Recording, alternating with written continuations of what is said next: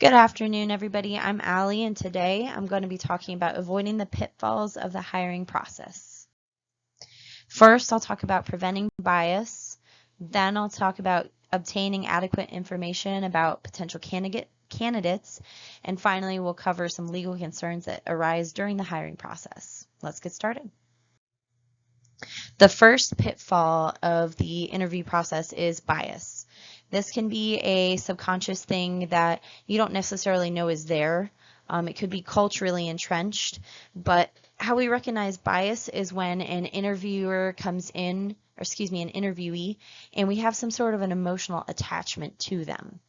That could be that they remind you of somebody that you liked, or they remind you of somebody that you didn't really like. Either way, it's not objectively evaluating the candidate as much as it is your own emotional response portrayed upon them. Now, we want to avoid this pitfall because it results in a reduction in diversity. If we're discounting those that come into the office that don't immediately fit the kind of interpretation that we wanted, then we are effectively hiring the same kind of people over and over.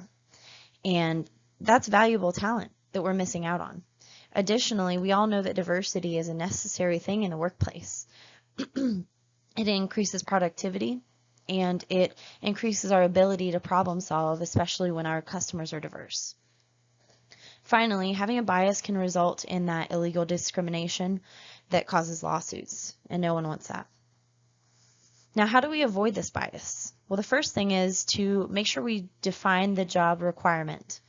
We're not looking for the type of person that we think fits the role, but we are just looking for the things needed to do the job.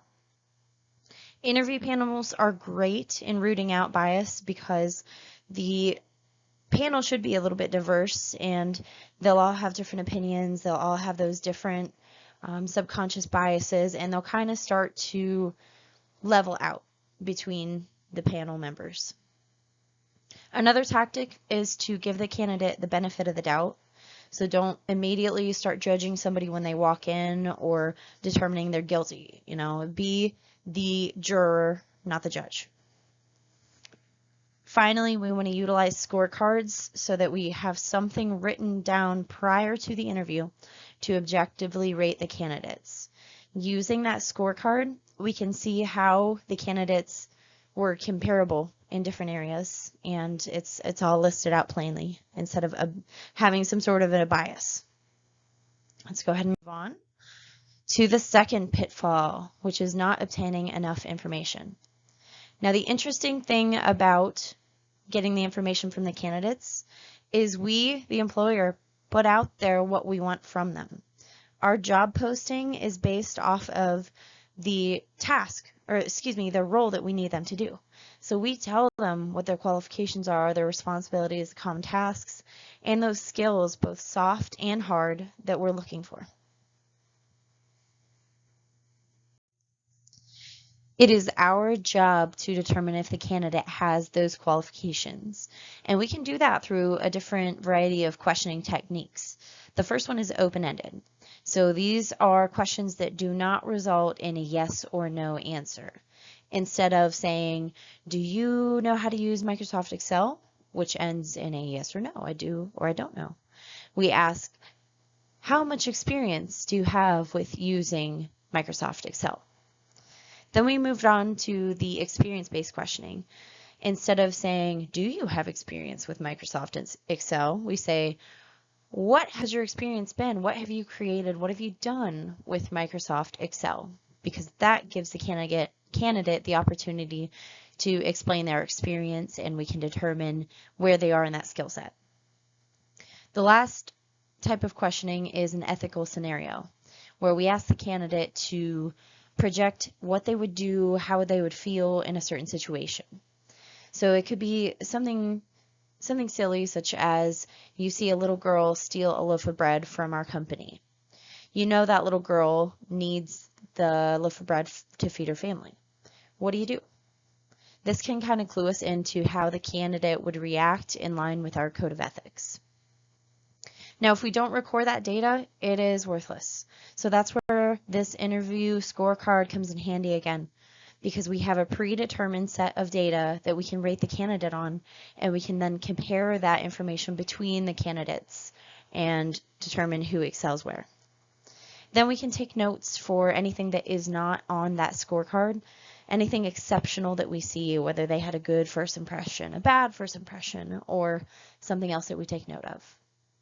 And lastly, if there's still not enough data after our interview, we need to take the time to schedule another one. If we make a bad hiring decision, it will cost us in the long run, and that's not something we want to go into. It could also result in lawsuits, which we don't want to pay for. So schedule that interview, ask for more work samples, so an actual physical product or something that the candidate has completed and we can review, and then consult those references and ask more detailed questions than we did when we were first looking at the candidate. Lastly, we are looking at the legal concerns that can come up during the hiring process because no one wants to go to court. So any type of discrimination is grounds for taking us to court. Those are those hiring decisions that are made utilizing illegal means or off-limits information. This could be race, sex, disability, gender, like we said in the bias slide. If we let those biases rule how we consider each candidate, then we are putting ourselves at risk of discrimination. This can also happen when we require the candidates to have some sort of skill that doesn't necessarily apply to the job. So if we are asking someone to lift 50 pounds above their head, but they're just going to be doing some sort of like desk work, then we could potentially get in trouble for discrimination. Finally, there's the criminal records.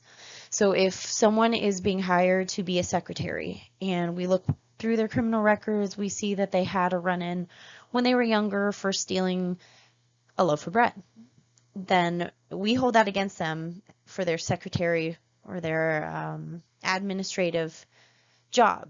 That could be discrimination because they're not really related. The other category of legal concerns that we can see are fraud or employer statements. So this is when we mislead or entice those candidates using inaccurate information. Now, an example of this is giving the employee a probation period, let's say 6 months, and we tell the candidate you won't be fired if you do something wrong in those first 6 months because you're learning. Then let's say the candidate makes a mistake in the first 3 months and we fire them. Well, that was a fraudulent statement and it may come back to bite us. There's also salary discussions. If we tell the candidate that they are going to earn more than we will actually pay them, that's a problem. And finally, expected promotion. If we tell a candidate, hey, I know you're going to be hired as entry level, but in 3 months I'm going to promote you. We can't guarantee that, and doing so sets us up to either follow through or be sued.